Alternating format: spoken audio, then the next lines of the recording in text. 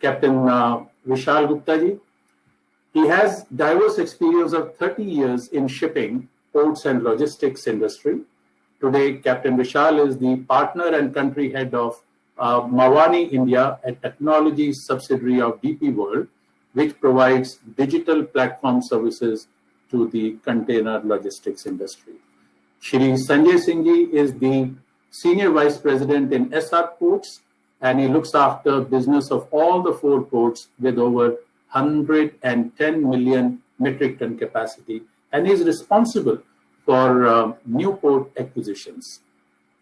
He is an astute leader with over 25 years of cross-functional experience in ports, logistics, inland water transport, coastal trade, etc.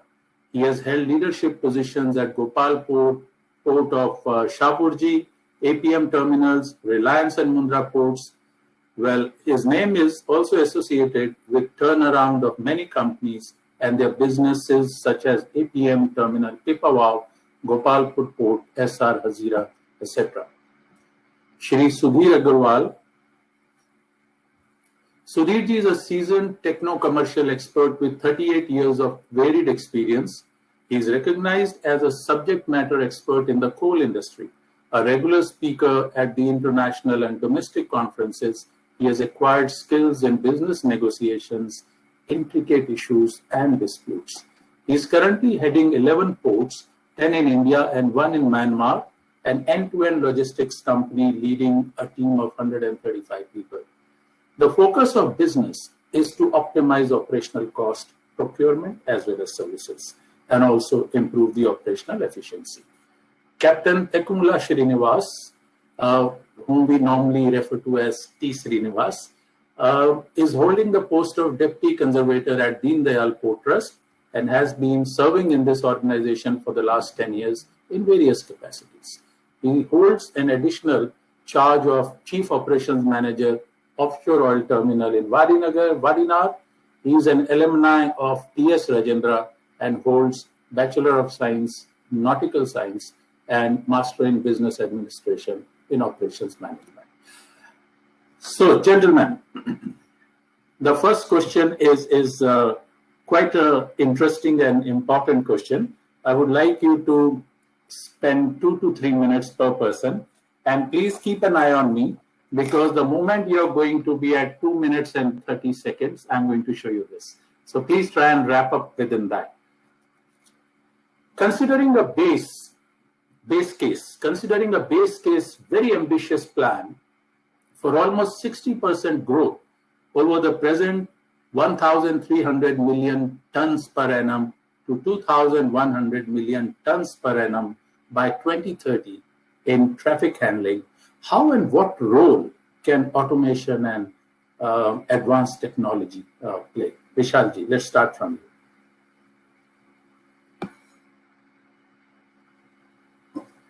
you. You're muted, sir. Okay, good evening, everyone. Thank you for posing this question to me. Yes, the first, if you know, the automated ports appeared in Europe somewhere in 1990s. And today, if you see, there are about 40 either partly or fully automated ports. So we are seeing an increase in automation across the port sector. And of course, while there has been increase in automation in the port sector, the ports around the world have been rather slow in adopting automation and advanced technology when we compare it with other sectors like manufacturing, mining, warehousing, which are way ahead. But yes, definitely ports are seeing accelerated space on the automation side. There are many benefits of adopting technology and automation, and of course, apart from enhanced safety, improvement in predictable performance, you can see increased improvement in productivity and a marked reduction in operating expenses. So what I call this is what today the port sector is going through is Port 4.0. And Here, technology and automation will play a big role. It will be powered mainly by big data analytics, machine learning, artificial intelligence, blockchain. These are some of the names you will get to hear more often. Some key areas I think we'll see improving due to these adoption of technology will be operations optimization through data analytics, dynamic scheduling of ships and real-time berth planning, and of course, most important is predictive maintenance of key assets of the port,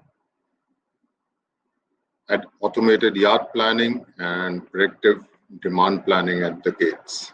So yes, technology will play a very large role in optimizing and bringing in efficiency and improving productivity of the ports as we move forward towards Maritime Vision 2030, as mentioned by Shri Sanjay Bhatia ji in his keynote address. Thank you. Thank you, Vishalji. Sudhirji, let's hear from you from IPA's perspective, a little bit more on that. So, good evening, everybody. And as Bhatia mentioned, lot of initiatives are in place, and any ambitious plan in any sector will be driven by automation and technology. There is no other way. In port sector, say technology will help in every aspect of say reducing turnaround time. And here we are looking at automating monotonous and repetitive tasks, operations of heavy equipments, information processing, even decision making on to some extent. See, we are implementing EBS, which is Enterprise Business Solution, will give entire seamless connectivity. So connected system is the way forward. Standardization up to a certain extent is a must across all ports. That's we have initiated. So, say the information flow can be seamless, operations almost paperless, with well-integrated system functioning at ports. So, with IoT technology, which is now coming up, and we are also trying to implement that, and we foresee a lot of use of smart devices and equipments that autonomously handle the programmed task, immediately report, and discrepancies whenever there, it should be immediately available with sensors and container profiling using smart cameras. Container locations in the yard is available with just one click. See, DGPS is playing a big role, and that will automate automated cars now in port sector. They're See, real-time data availability will ensure smoother processes, uh, better capacity planning, proactive corrective measures, and better resource utilization. See, information generated will feed the analytical tools and algorithms.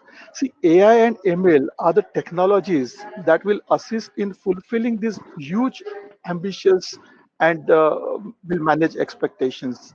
See, several ports in India are in the process of standardization, infra upgrade, paperless operation, user-friendly uh, portal for all stakeholders. And this with focus on increasing efficiency, reduce cost, and better user experience.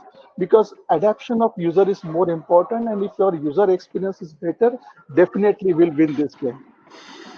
Thank you. Yeah. Sanjayji, what do you think from your perspective in the SR ports?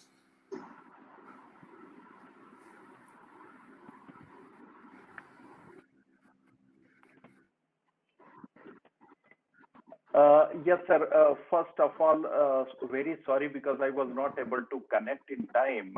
There was some technological issue on my side.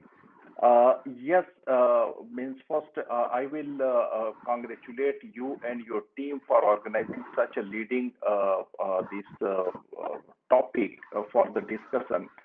Automation and technology, that's the backbone of definitely the port industry, not only the port industry, but all the industries which are associated with the port. And I see, means I will share the live example of this SR. Means SR has been operating the Vizag Iron Ore Terminal, Paradeep, Hazira, as well as the Jamnagar. The Vizag terminal that had the capacity, that's the iron ore terminal that had the capacity of about 6 to 7 million tons before it was put on the bid for PPP development. That was up to 2015-16, and this 6 to 7 million capacity was enhanced to 24 million capacity only because of this automation, and means SR has already been operating that facility.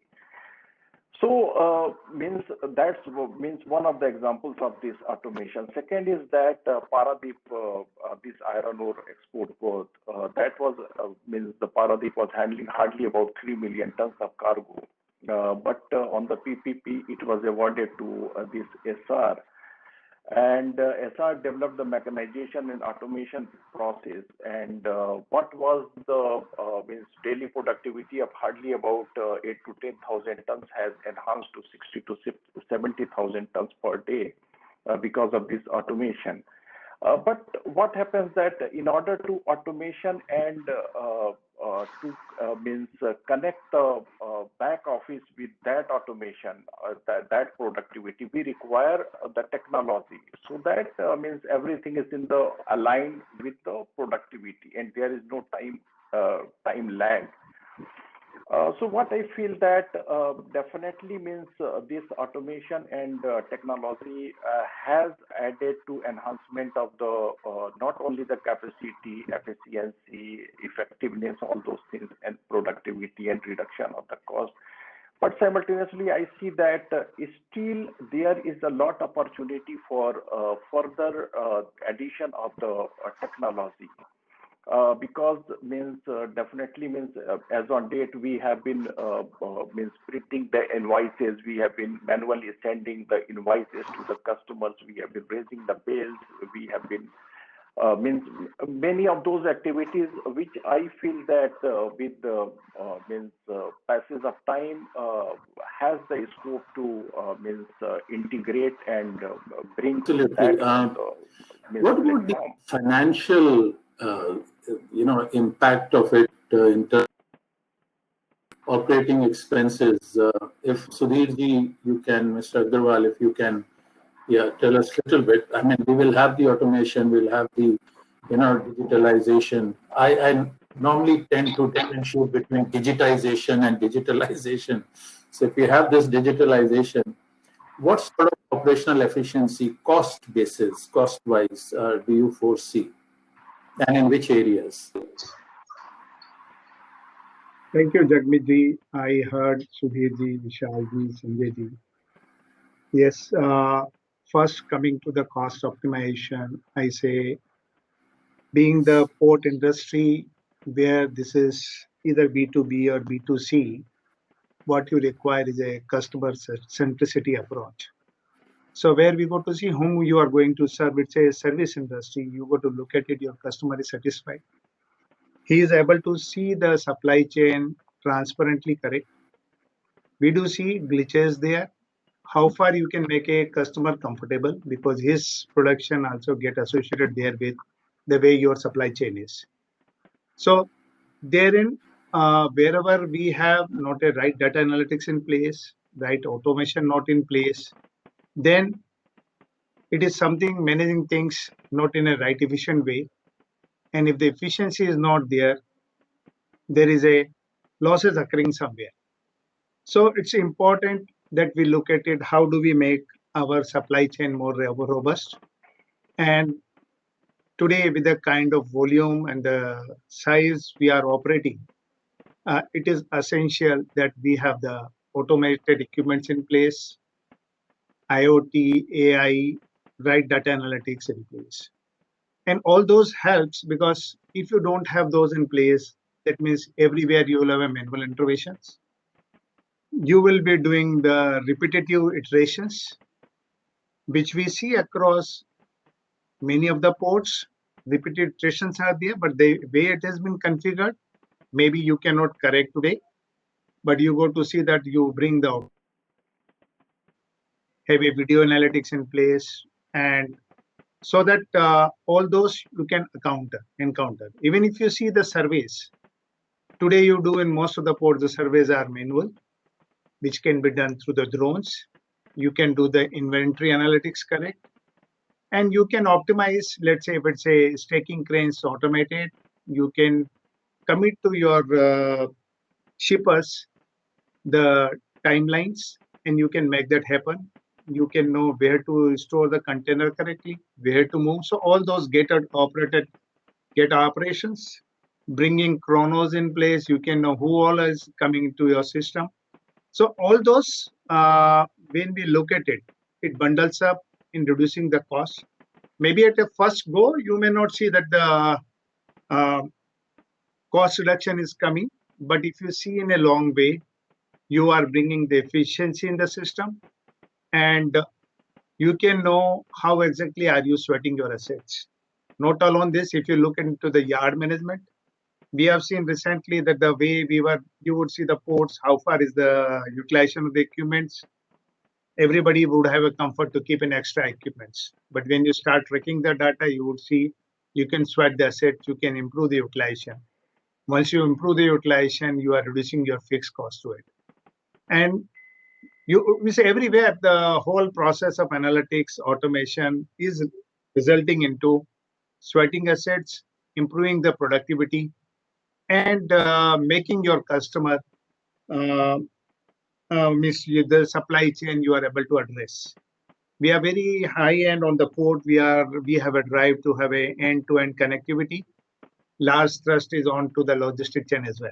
So because it gives a comfort to a customer if you are tied up from port to the end, and there the supply chain and ICDs plays a great role. So I would say across, this is not alone in ports, you would see all across the businesses this is happening.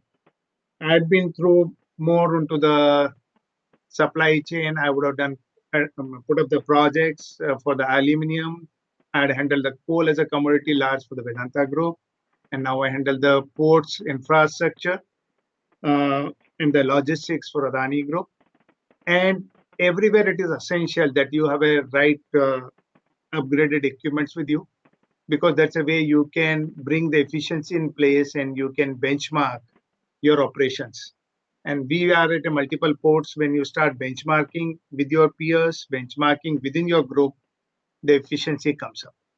So it's a whole, when it is a whole volume game, a small correction pays you a lot.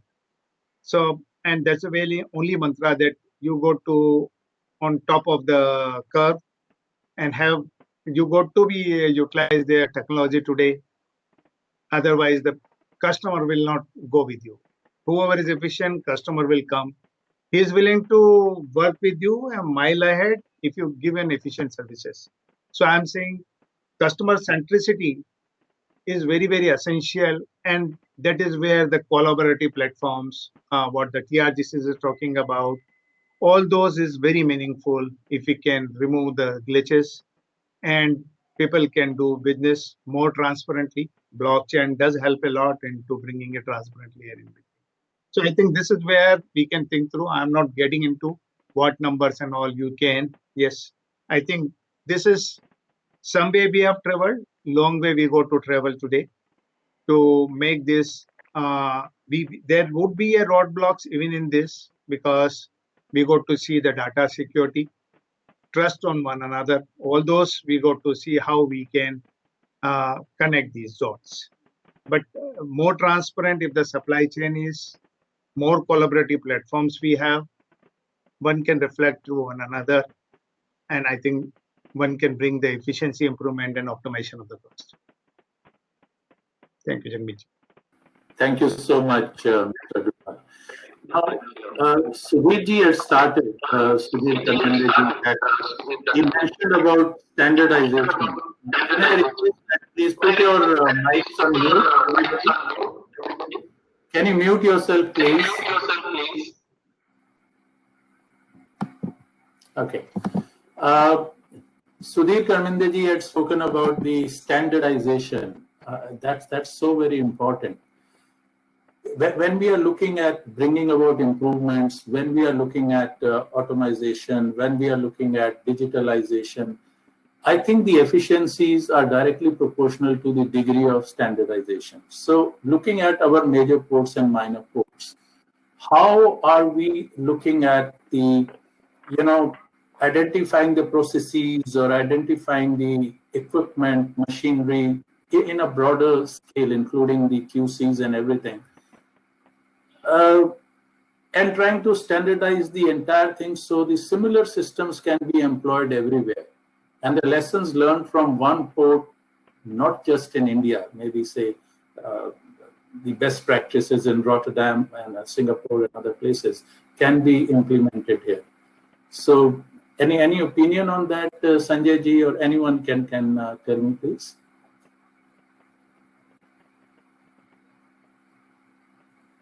I'll take that question briefly. Standardization, yes, definitely is one of the most important, because our industry, if you see, is plagued by data silos and non-standardized data, unfortunately. And if we want to get the real benefits of digitalization, any digitalization initiative, we need standardization of data. And that's where we are lacking right now as a country, which I see when I go and implement projects across India. Even within our own group, if you see, we face these challenges. So it's the same company, the same terminals, but there's no standardized data. And that becomes a big challenge. And the reason is how the local ecosystems are working. So non-standardized data is originating from these places because maybe the customs uses some different codes, or maybe the shipping lines use a different code, right? And that becomes a big challenge when you are integrating into a system like a logistics community system or a platform. So one is data standardization. Another one is, of course, democratization of data. So there has to be a big initiative from the government where we provide anonymous data in a democratic manner to maybe all stakeholders in the industry, which helps them to bring in an efficiency in the whole ecosystem. I cannot have a silo where a port is efficient, but what happens outside the gates? So that is where we need to bring in efficiency as well. So it's both the foreshore and the hinterland areas which need to have efficiency. And that's when we will have, or we will reap the benefits of any digitalization effort. So that's from my side. Thank you. Thank you, Vishal. I think that's extremely important point. One side, you're looking at shipping, we are looking at digitalization of shipping, bringing in the operational efficiencies there in many ways. Then we have the port, and then everything else, the last mile connectivity, and the hinterland, the railways there, the roads there. So Sanjay ji, let me ask you on this one. What is your view? How the entire chain is interlocked? I mean, the ships coming in, then there are ports, the efficiencies in the ports, moving on to, as Mr. Agarwal had mentioned about the gate systems and going out right up to the doorstep of the customer or the client. How do we bring it all together? It's a difficult task, I know, but what do you think? How do we bring it all together? Yes, this is a very pertinent question, and means actually the containers trade or any of the terminals which has been operating exclusively the containers business, that's relatively more organized, and they have they adopting for innovating the technologies. But if we see the dry bulk cargo, especially in the Indian context, that has been lagging behind the technology. And what happens that the vessel arrives, vessel is engaged, then that goes to the loading port, then means that loads the cargo coming to the means desired port, then discharge operation, that cargo goes to the yard, then the dispatch. In between, there is the process of customs documentation, there is surveyors, there is generation of bill of lading, then the evacuation by rail or road. So means the entire gamut is required to bring on a common platform. That's very necessary. And means no doubt customs has been using the ADI, they have one kind of application. The port has been using the different kind of application. Shipping companies are using means different kind of application. Everyone has been using some kind of application, but these are different. And I feel that it is very necessary to bring all those applications on a common platform. And for that reason, what will happen that will not only means enhance the efficiency and effectiveness of any of the businesses, be it port, it could be the shipping, it could be the transport activities or the surveyors. What will happen that it will add not only to the efficiency and this product higher degree of productivity, but also reduce the operating cost.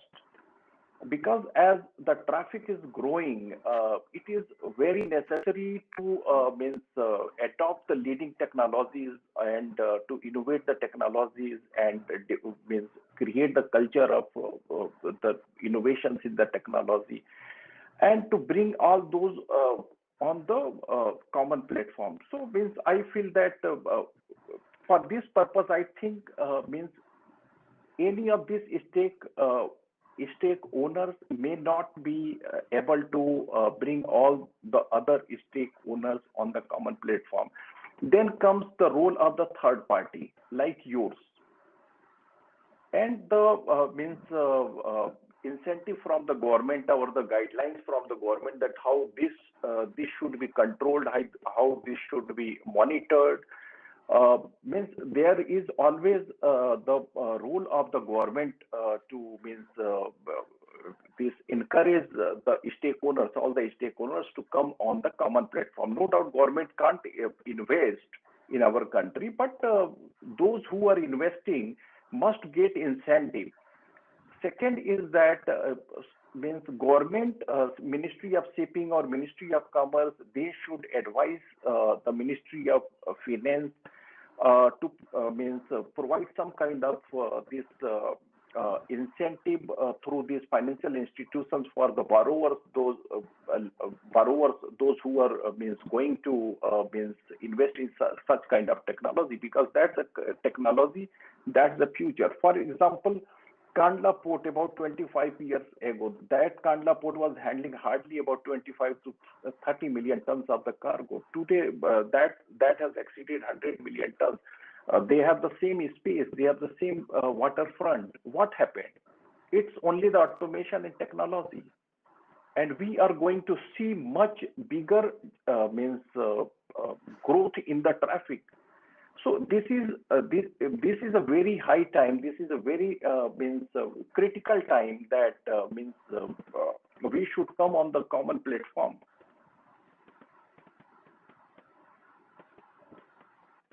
Objective to come to the common platform.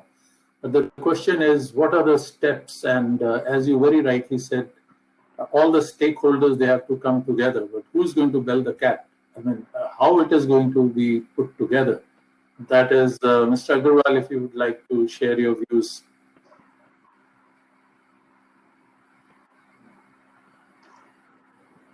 See, if we really look into, so thank you, Sanjay ji, what you said, surely we have a different pieces we got to get connected. And you have said it, who all are going to be the stakeholders in the process. we have all those informations, but probably we need to channelize those so that one can understand with one another. And the platform we create, let's say the shipper side, government platforms, our platform, we go to see they should be able to talk to each other. Today, it may not. It is not, because everybody has got a isolated platforms, and those are not truly efficient to work with. It got to be see-through. So one is data we need to harmonize, standardize so that one can digest one another. Second, we are talking about the digitization, automation as a process so that each individual improves efficiencies for his own systems, which will give a efficiency improvement across the integrated systems. And across systems, we go to see wherever we can bring the robotics or also so that the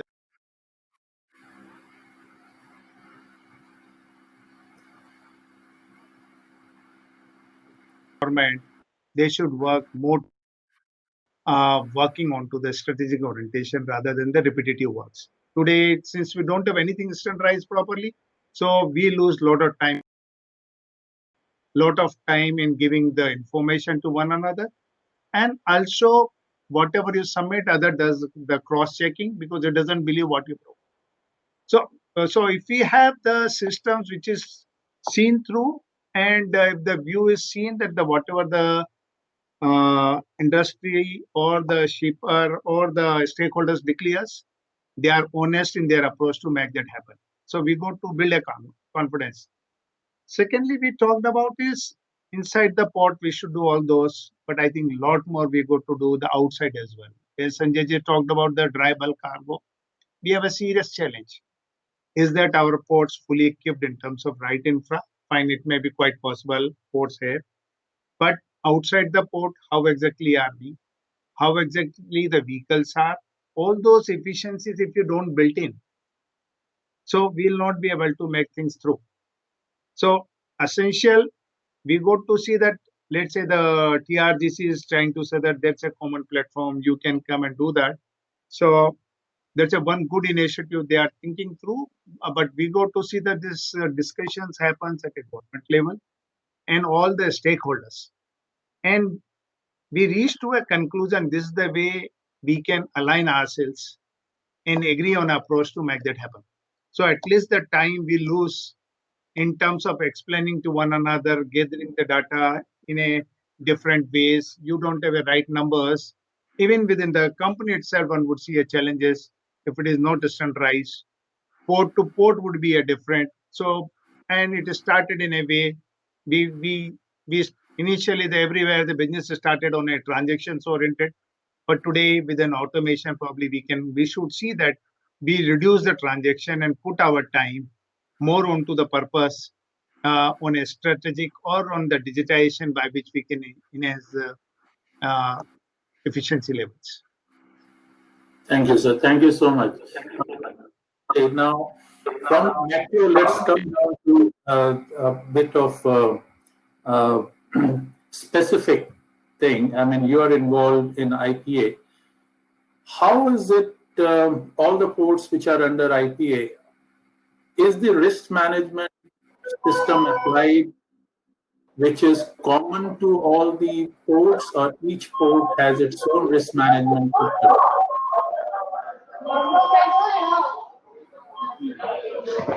Yeah, so see, just before I start, I want to give answer to Mr. I think Agarwal, earlier speaker.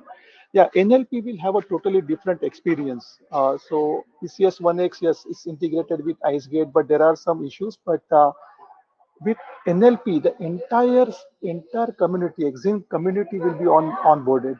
So this is just wanted to update you on that. And we started Vision 2030, and in that we discussed with almost every stakeholders. Even I think DP World was there, and all other like SR also. I think we invited, and we discussed with all shipping agents and custom clearing agents. Everybody we discussed, and this is drafted. As far as I think question is about cyber security, right? Mr. Makar? Question is a little this thing, cyber security as well as the taking steps to reduce, identifying the exposure, identifying the risk, and then hedging or mitigating or transferring that risk through insurance or having common insurance systems and it's yeah. So we see with NLP, we're going to connect with anything and everything. You know, we'll have the stakeholders or shipping lines. We'll have access to all insurance agencies. But when we are connecting with all this data seamlessly between multiple stakeholders, see, cyber world is, it's like a expanding, and we need to make sure that systems are secured, systems are user friendly, and it's very little difficult, to immunize our system. So see, I have done the certification. I'm actually certified cyber strategist. See, to ensure security, cyber security, we aim to, at superior threat detection. We need to make sure that the deviation monitoring, proactive predictions, and automated responses, if those are in place, then we'll have a better control on cyber security and the compliances. This can be achieved through highly trained, efficient, uh, user base, because otherwise will be very difficult. But can we handle that only just by giving training? It's not possible. So we are also, working on deep learning algorithms, and AI ML plays a significant role in this particular area. And we were discussing about the return of investment and all. See, I technology is just an investment. When you invest in technology, definitely you're going to get the returns, and it is a technology by control. So even for compliance, we play a big, role. The technology will play a big role in this. Similarly, we have accepted technology wholeheartedly in our personal lives. See, we are active on social media. We are doing banking transactions. We are shopping online. The same and some more acceptance is needed on the work front for new technologies and methodologies. So governance and risk compliance is very, very important at this point for port sector.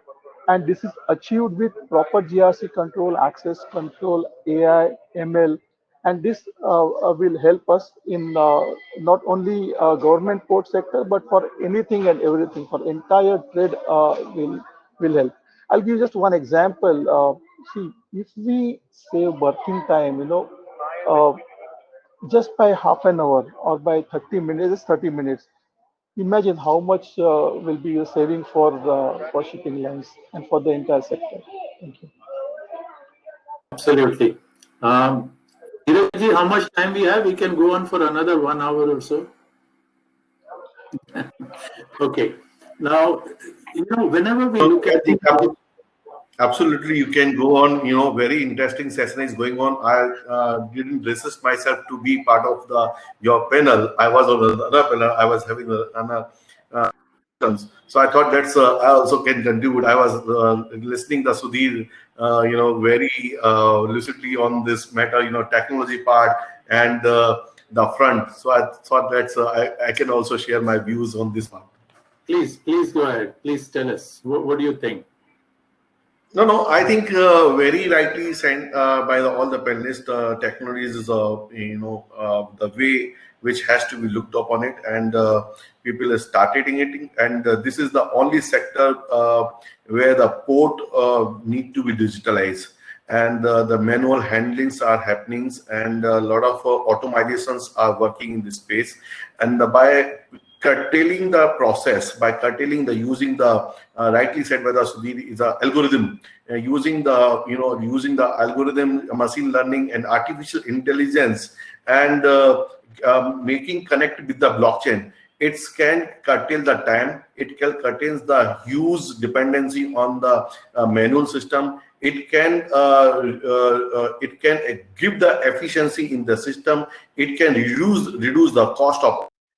It can give the benefit to the customers, and lots of so. And in terms of the port digitalization, if it's happening, and on the blockchain part, in the commodity segment part, in the trade tech part.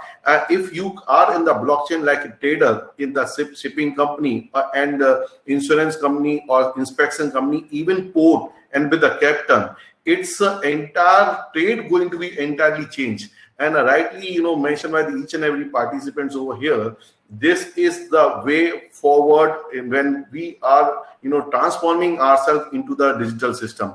And I believe that all the ports also be part of the system, trade, blockchain or technology system. There are number of platforms are there in the Western countries and in other countries. India has to be seen the way forward. Though we have a solution, people has to use it. People are lethargy to use the technological system. Now I can see the all learned people are here from Adani and from the SR, from the Sudhir Bhai and Vishalji. All people are talking about the technology. I'm very delighted to listen each and everyone on this particular. Thank you, Dheeraj. Now, what I'm hearing again and again is basically people will have to be reskilled, people will have to be trained. It's a total paradigm shift, the thought process itself. So this digital architecture that we are seeing, which actually cuts across the entire economy and all the industries, whether it is shipping or it is ports or it could be manufacturing. So the people who have been there working and now the job scope is going to change. Do you think it's going to be very difficult, or we have to, just replace them with a different set of people, or we just replace the skill sets in the same people? So it's to everyone. It's open.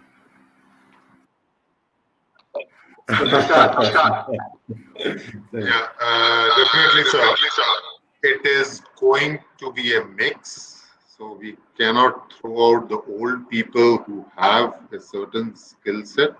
So saying that either one will work is not the solution. Both will need to go hand in hand.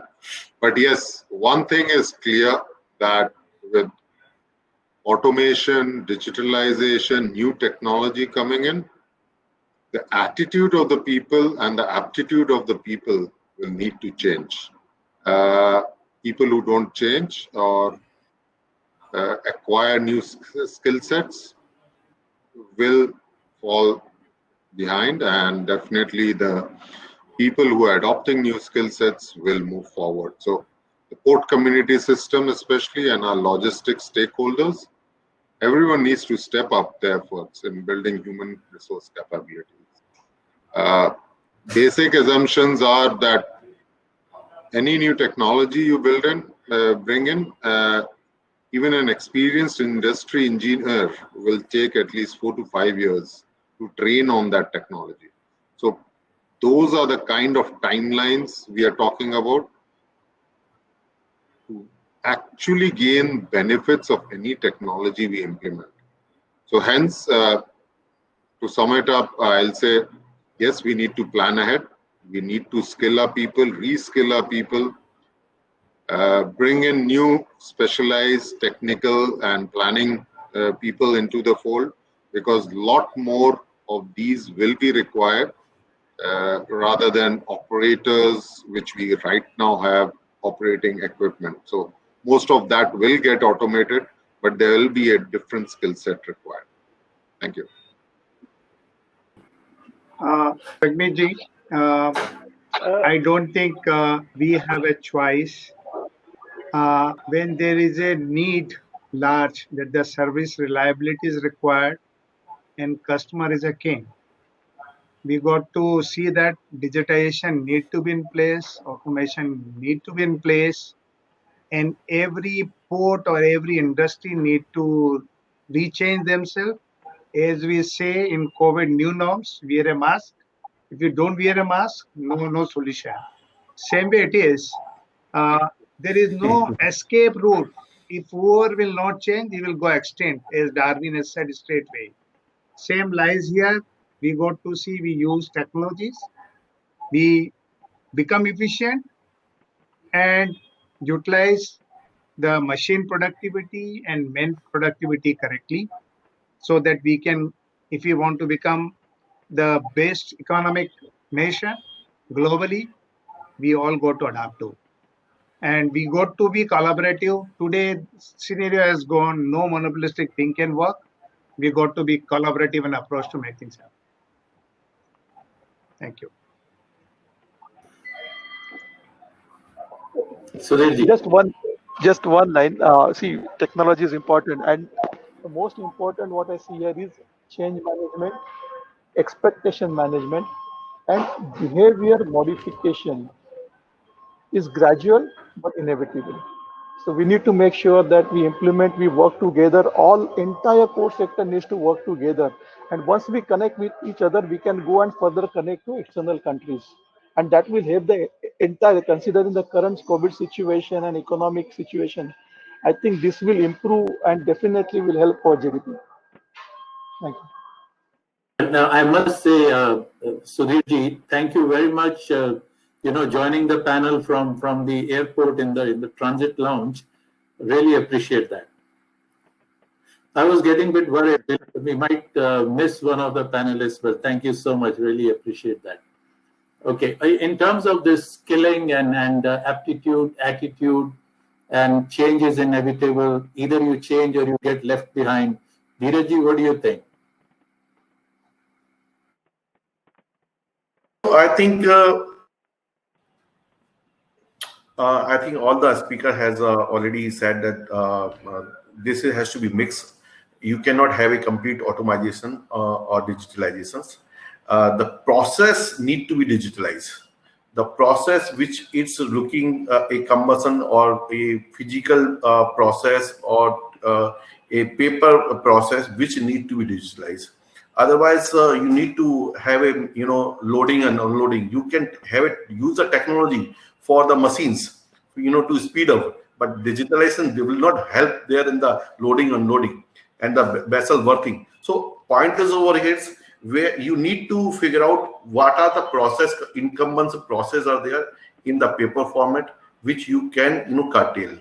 And second point is that how you can connect to your intermediate part. The port is connected with the vessel and the consumer. You have to be connected, remain connected. You cannot be isolated. I am using the technologies for yourself. You have to be spread the technology with your partners. You have to brought the consumer, the supplier, the vessel owner on the technology. Then only the efficiency can be served to the port. Here is there are a lot of platforms are there. Platforms are there in the market in the blockchain technology. And if buyer and seller and shipping companies are there and the port are not there, that's also an incomplete format for them. You need to bring them because the dispatch damage cost is a huge cost, where the port will also be a confirmatory party to them. Agent is a confirmatory party to them, and they has to be on the system. And in terms of the the evacuation of the cargo, the handling of the cargo, you need to be also rather than manualized system, is to be a complete transformation, a digitalized system. Right now you have to out from the spreadsheet, Excel sheet, and mailing system to the platform system. You are just converting your emailing and Excel system to the platform system, where you can check your MIS reporting, each and everything, and that platform is conversing with your people with the system. People are on the board, and every people can see it each together. We are talking each other, so like system also talk to each other, and a confirmation should be made and it should be spread. So that is the system is required. It has to see the system which you are using for your efficiency is a financial system, accounting system, or operation system. But in the taking in the all customer in hand and the all operative or intermediaries in hand, that's a global system which can be helped to the each people. That is the requirement of the import. Basically, that's a seamless value chain needs to be created. Sanjay ji, your ideas? Yes. lot of fantastic words like standardization, democratization of the data, collaboration. That's so very important. What do you think? Actually, if you see, when computerization was coming to India during late Mr. Rajiv Gandhi's era, it was said that there will be the generation of unemployment, but it was the reverse. That created a lot employment, as well as means today India is means a global IT power, leading country. So likewise, automation doesn't mean that it is going to means reduce the manpower. It is going to have some shift. Means it could be possible that the means employment with the port could reduce, but with the IT, with the blockchain, with the technology, that could enhance. Second is about the attitude. What happens that during the port is infrastructure sector that's always a very means there is a lot pressure on that system. Gestation period is very high. Means lenders are providing the money at the rate of 13%, 14% in India. So what happens? That in itself means always means pressure on the entire system. So what happens that any new technology or adoption of the new technology, that is considered as a cost in the such kind of system. So that's one area which is required to be means from the mind of these operators or the promoters, that this is not an additional cost. In case if that's the kind of cost going to happen, then I think that it should be means Ministry of Commerce, Ministry of Shipping, they should be means requested. They should also be educated that means any such kind of if investment is going to happen in the means blockchain or such kind of this common platform, they should means ensure the low cost borrowing to the investor. Means it is something about the attitude that it is a cost. Currently, during this COVID pandemic, no one knows that how the market is going to react in the next 6 months, or 10 months, or 1 year, 2 years. So everyone has everyone has the fingers crossed. So what happens that it is about the attitude, and that attitude can only be means clarified only through the adequate education. That no, this is not a cost. It could be the cost for the third party, but the third party has to ensure from the government that he gets such kind of incentive or motivation so that it could happen. I think that's very interesting. So what I would request now is that if every one of you could, like take a minute or two and give your summarized opinion, what is the way forward in terms of the prerequisites, what needs to be done in order to proceed in a proper and meaningful way towards the port automation and digitalization. It could be any different. Yes, some of you can look at the finance, some of you can look at the digitalization part, some of you can look at the hardware automation. So let's start with Vishal and see what we come back with. So digitalization and automation are eventually going to happen in the port and logistics sector. There's a huge gap, and definitely now the industry is feeling the need while other industries have moved ahead. So that's going to happen. More important will be, we keep talking about digitalization and automation, but more thought needs to be given on what as a country we want to achieve and how we want to achieve it. And what are the building blocks to achieve that if we take this digitalization and automation journey. So those decisions, those policy decisions, yes, are to be taken. A lot of stakeholder discussions will need to be done, while the government needs to play a very big role in this. We have seen this not only in India, but it's already happening in North America, in Europe. They are standardizing that data. They are democratizing that data. Just to bring in that efficiency, reduce the logistics cost. Today we have the highest logistics cost in the world. 14% is no joke. So how do you reduce that? And the only way you can reduce is when, like Agarwal sir said, collaborating with each other, trusting each other with data, sharing data, and making sure that we all reduce our work. If someone has put in a data, that same data doesn't need to be input by someone else, but he should be able to reuse it. So that reusability of data will be a very important factor as we move ahead. And yes, mechanization, automation will happen. It is happening. Use of IoT, use of GPS.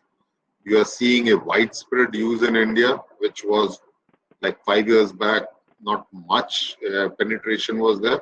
So yes, these things are going to happen. Cyber security will be a challenge, will always be a challenge, and people need to proactively look into it. Managed cloud services do provide certain amount of security. That could be one aspect which could be looked by the industry. Of course, having your own checks and balances in place will also be important. So that's from me, sir. Thank you. Thank you, Vishalji. Agarwal sir.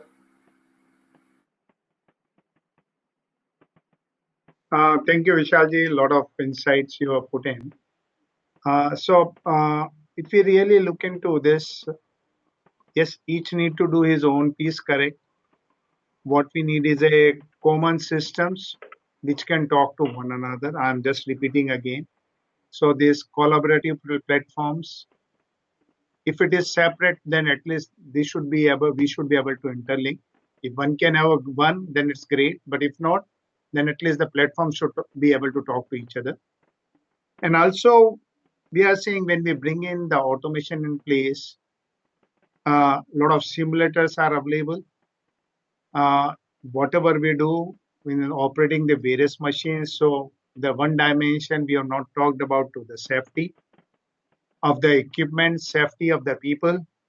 Very important. This technology, digitization, all those can help. So that's the area government should also look into. We have seen somewhere mishaps happening. So we got to learn all those from the technology. That we are caring people, we are caring our systems well. So, and it's a way things are opening up, things are becoming better, but now we got to have a speed fast. We are thinking of bullet trains. I think digitization in the port logistics section, we got to also push in more. And we have a ports of a different sizes. So it may not be of the similar level because business should make sense that everybody would look into.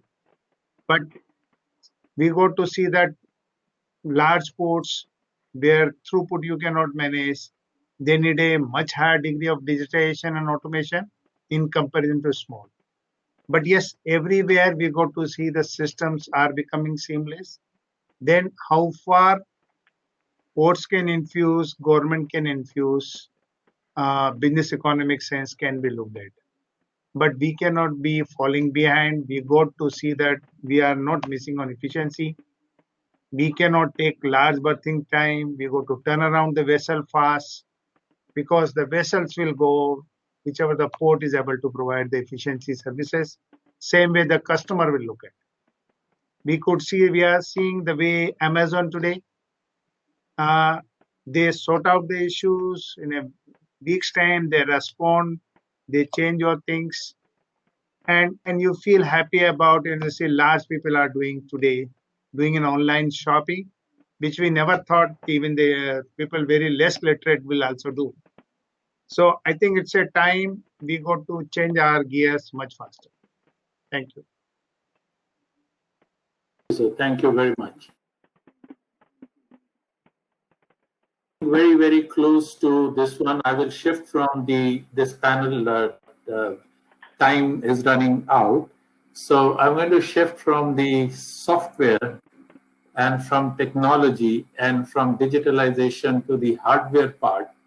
You know, for any country, especially for India, looking at our coastline, draft is a very, very important part. If you want to utilize the economies of scale, would like to bring in larger ships, then you have to have deeper drafts.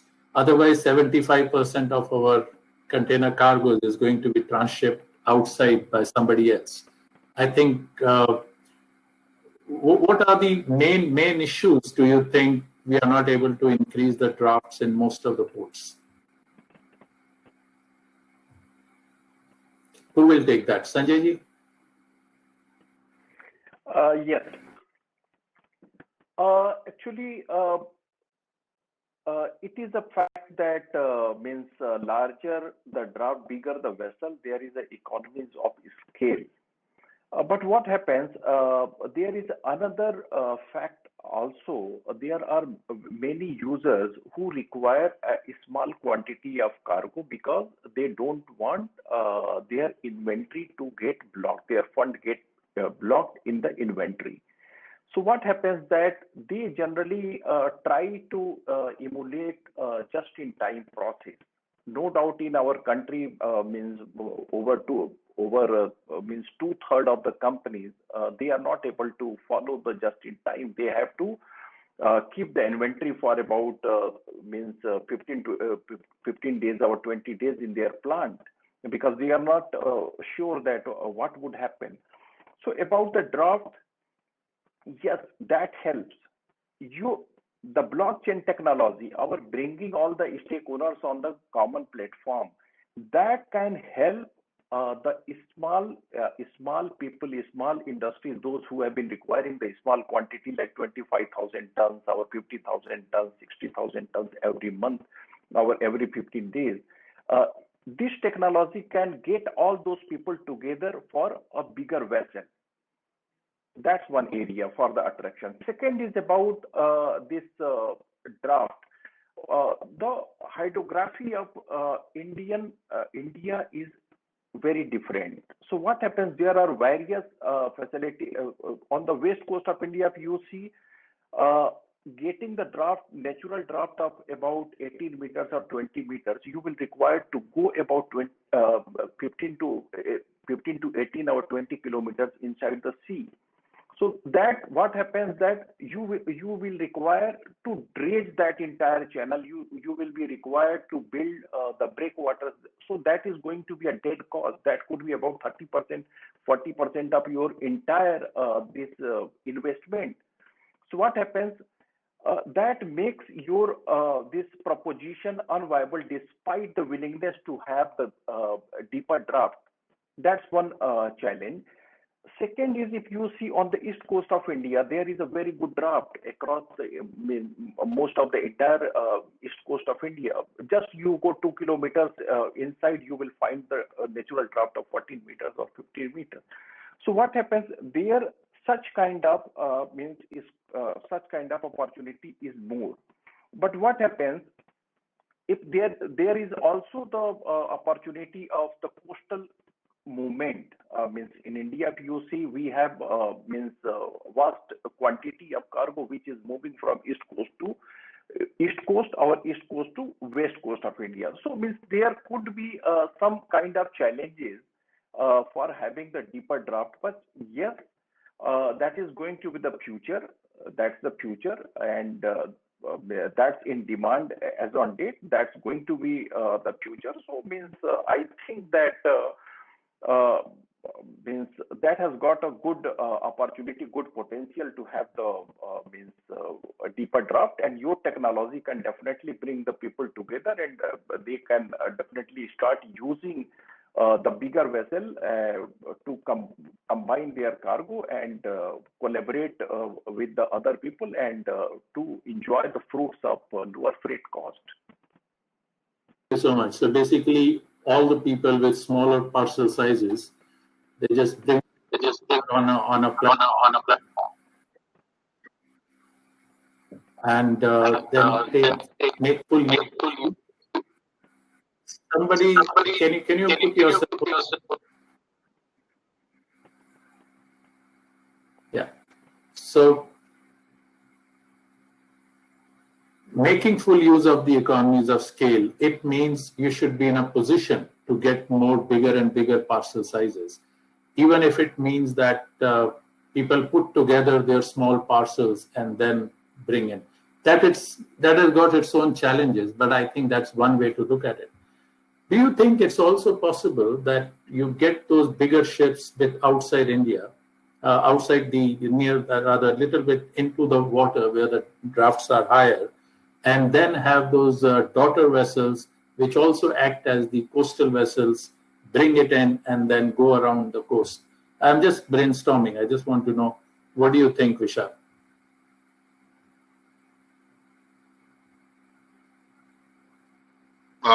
Definitely, transshipment is one of the options for countries who either do not have depths in their port or sufficient capex required to dredge their ports deeper.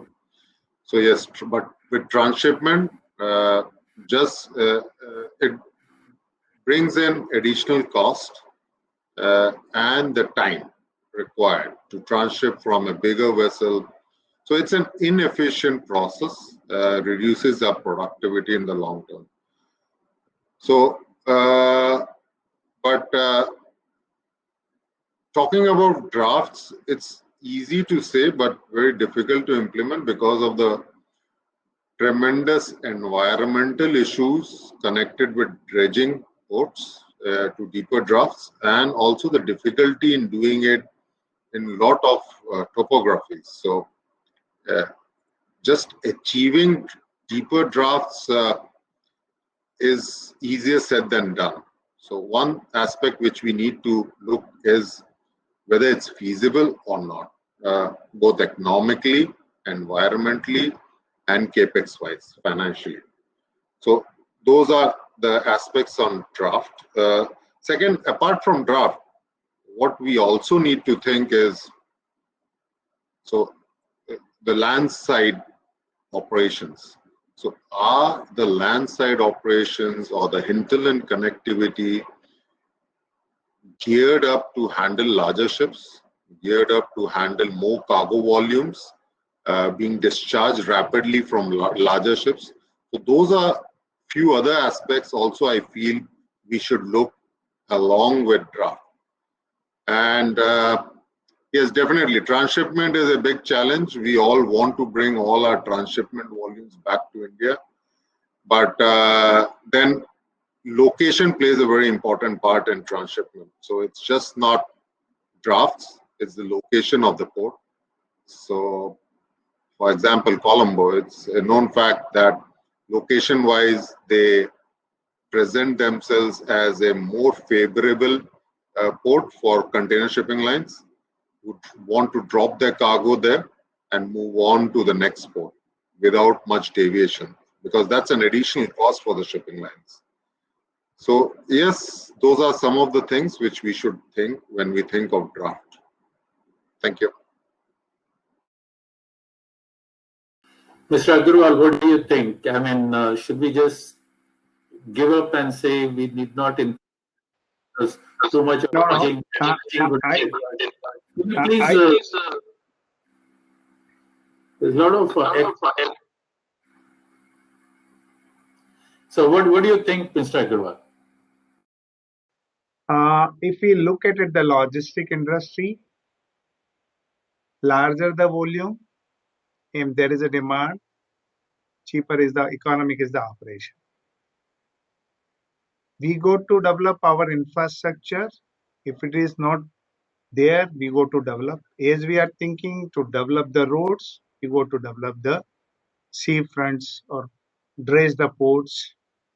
There are issues. Vishalji rightly says environment, but we got to look at it. It is a highly capital intensive requirement that the support should come. One, the private ports do that, government does that, maybe some support. If the government provides and they decide, there is no way you can work with the small size vessel, Cape size vessels, if liquids, VLCC vessels, we being taught, but our requirements is going to grow. We go to see that we dredge ports wherever the business possible. Transshipment harbor, wherever we can create, yes, we can get the business and transfer those across. Other nations can do, why we cannot? I think there is a need. We have a large dredging companies with us. Large dredging company need to invest a lot. And government ports, if they need to be dredged, surely if there is a business, because of the draft it's not happening, they need to be dredged. Government need to come out with certain investment plan, not thinking today, thinking future. I think scale is a reason. We are talking about large automation, large digitization, transparency, collaboration, all those we are talking large volume game. I think we need to invest heavily in developing the deep draft ports. Absolutely. Now, coming to the money part, finance part, government can do this much, but with regards to the private partnership and inviting the FDIs, what else the government can do in that area from what they are doing today to encourage that sort of investment, to have different models in place which encourage people, in addition to the ease of doing business, trust building, in terms of longevity and not things changing with the change in the governing bodies. So can you just throw some light on that, Sanjay ji and Sudhir Kanvinde ji?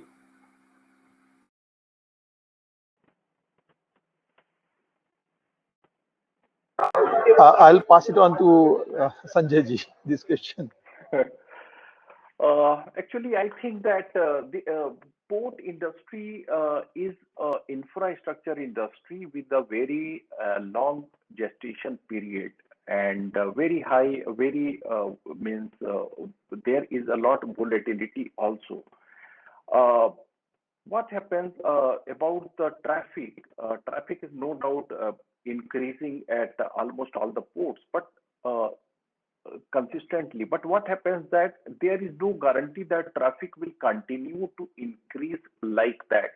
There could be possibility of some other port after 5 years or 7 years coming up close to your facility.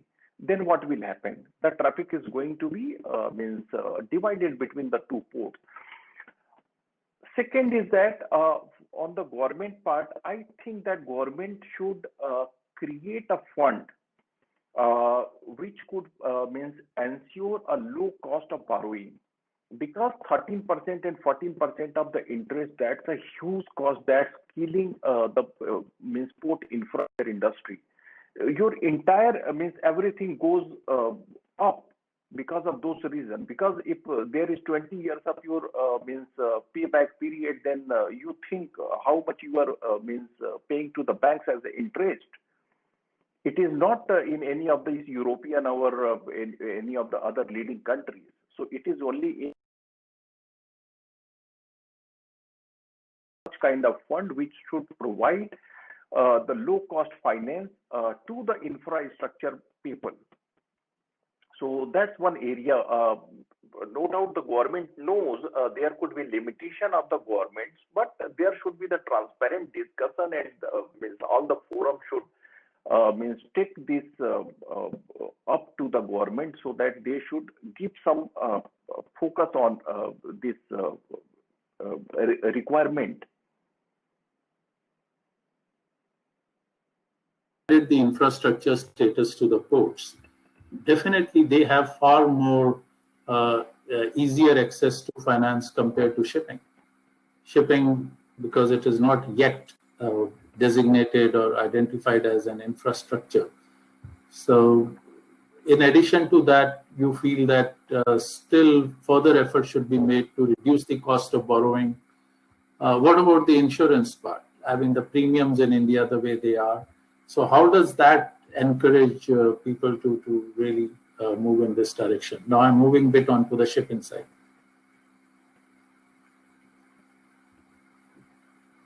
Vishal, I can see. Yeah.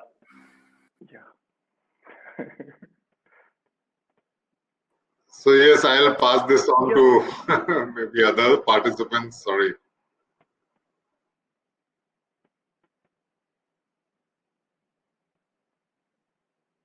Okay, let me just make it a little bit easier in terms of what else need to be done other than just the cost of borrowing. What about the structures themselves?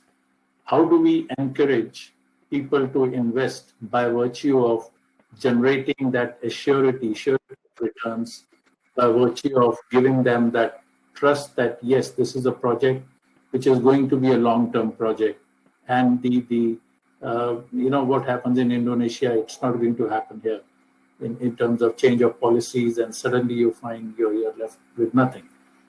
So what sort of structures, Vishal, you think government can come out with?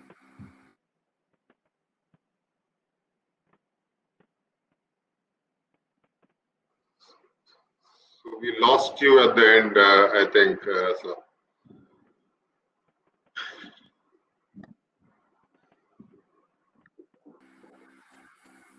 Like when you have build, operate, and transfer one structure, and there are so many different structures, how do we have systems in place where we get more private partnerships, companies coming and helping to grow? It's a highly capital intensive business. So what all we can do, the government can do to encourage people to come and invest more in our port infrastructure? So that's the whole part of ease of doing business, I believe, and definitely government can do a lot, and they have been doing a lot. So we are, I think, moving in the right direction. More needs to be done to bring comfort to outside investors to invest in this sector.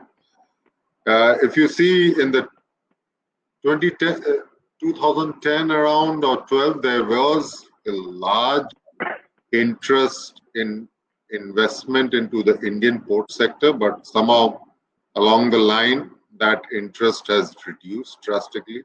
So a lot of confidence building measures which the government need to do.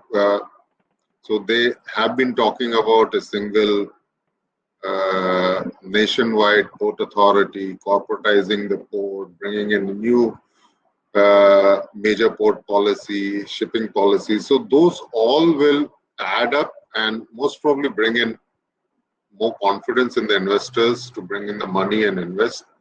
Yes, longevity of a project is important.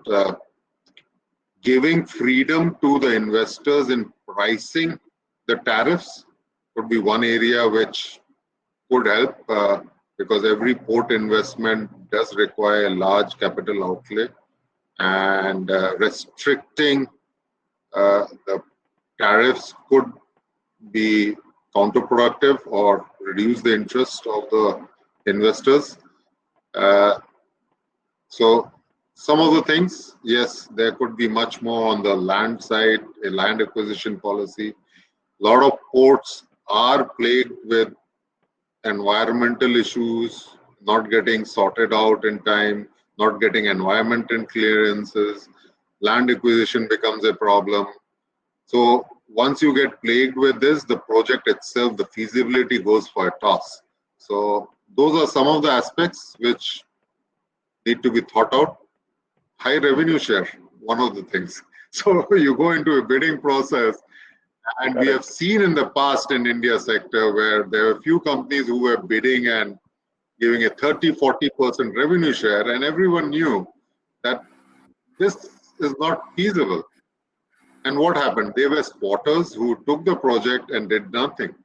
So what happened is, at the end of the day, India lost that time, because it took almost 4, 5 years or 6 years to come out of those projects and award it to someone else.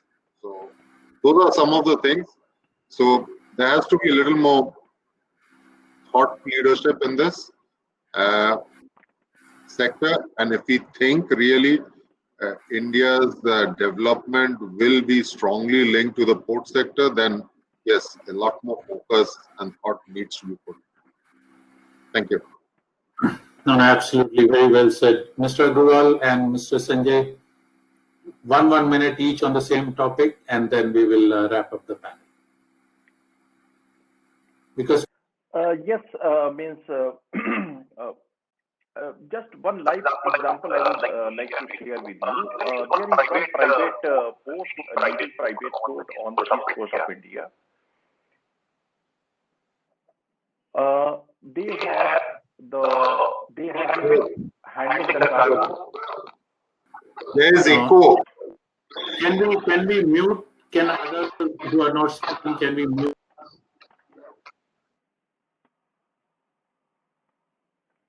Yes.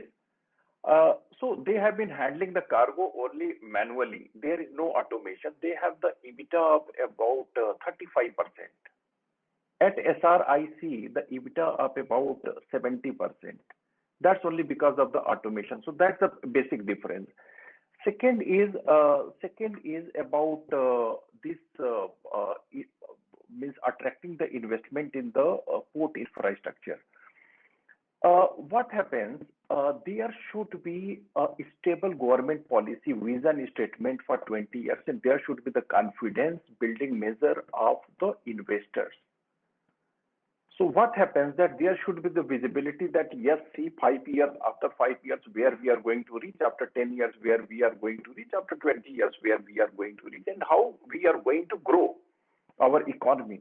So there must be, this is a critical element, that there should be the confidence of the investors in our economic, Indian economy, number one. Number two, the stable government policies. For example, like the coal. Coal has been getting imported approximately 250 million tons in India. Now government has announced to privatize the Coal India. That's a very good move. But what happens for the port infrastructure, those who are dependent on basically on the coal? Because in the dry bulk cargo, the majority of cargo is the coal, about 60 to 70% of the total volume. So what would happen? For example, if we take the iron ore, there is no certainty that what government is going to do. I mean, the iron ore finds, new miners have come up, mining index is going to come up. Everything, all the steps government has been taking very proactively, very strong and very effective. But the visibility is not there that what is going to happen next. So this is something very critical, that there should be the predictability of our economy, our policy for the sustainable, for the confidence of the investors in the port infrastructure. Thanks.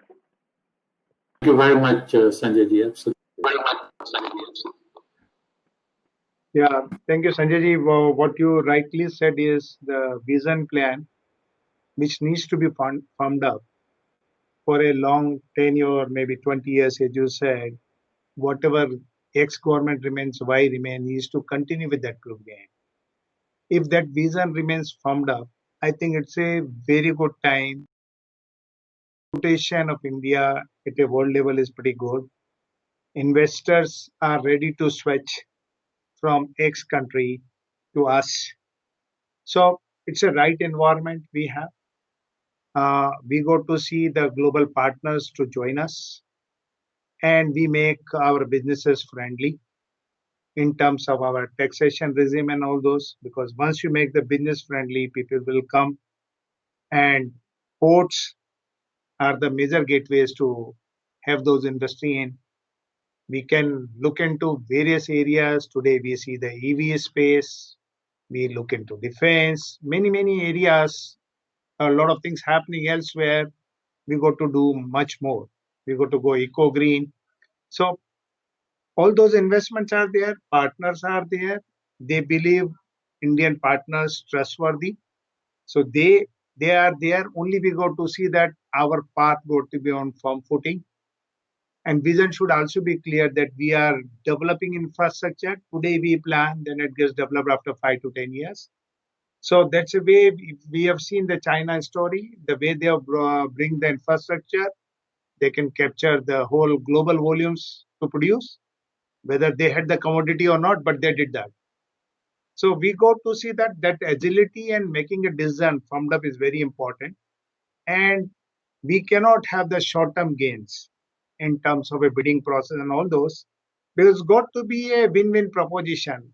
Because many times, if it becomes a win-lose, and knowingly we say that we will lose, but we'll somehow make it, that would not happen.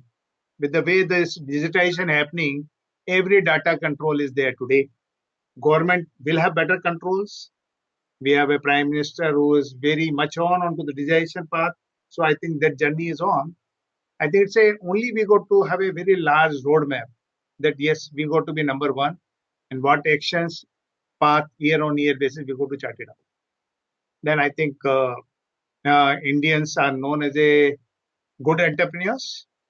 So we are doing great when we go outside. We are doing great in India as well, but we can do much more. I think it's only we got to create a further better environment, ease of doing business, and a firm path. Thank you. Thank you very much. I think this is the high note at which we should end it. Absolutely fantastic. Last 3-4 minutes have been the crux and the gist of it. Confidence building that came out of it. Ease of doing business. I think confidence building is extremely important. People should not be thinking that rules would be applied retrospectively and the taxation would be implied. If all those things, the surety is there, reliability is there, as Sanjay ji said so very beautifully, predictability is there. I think once all that is there, then with that certainty, I'm sure that investors would be willing to put in money. Whether it is port or whether it is e-port, whatever it may be, in any industry, I think these are the pillars. These are the key points to do that. With that, I would like to thank you, Mr. Agarwal, Sanjay Singh ji, Mr. Vishal Gupta. Thank you, Captain Vishal Gupta. I was chief engineer, so I must say, Captain Vishal Gupta. Thank you very much. And to Sudhir Kanvinde ji also, I think he's just taken his flight. So thank you so much. Dheeraj ji, are you there? Thank you. Thank you all panelists. Thank you, sir. Thank you, ji. Thank you very much. So with that, we will call it a day. I don't know what organizers have in plan for us. Are they going to give us a memento or something to remember? No, we'll take a picture of the screen. Thank you very much. बहुत बहुत शुक्रिया. Thanks.